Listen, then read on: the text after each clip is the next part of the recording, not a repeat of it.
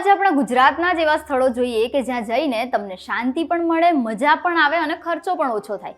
તો હું વાત કરવા જઈ રહી છું ઇકો ટુરિઝમ કેમ્પ સાઇટ્સની.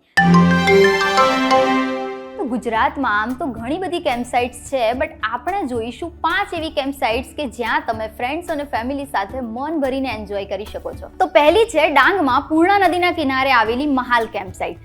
બીજી છે ડાંગમાં જ અંબિકા નદીના કિનારે આવેલી કિલાડ કેમ્પ સાઇટ. ત્રીજી છે છોટાઉદેપુરમાં આવેલી કેવડી કેમ્પ સાઇટ. ચોથી છે રાજપીપળામાં આવેલી સગાઈ કેમ્પ સાઇટ કે જેને ગુજરાતનું હિડન જેમ પણ કહેવાય છે, અને અહીં જઈને તમે નાના મોટા ઝરણાઓ પણ જોઈ શકો છો.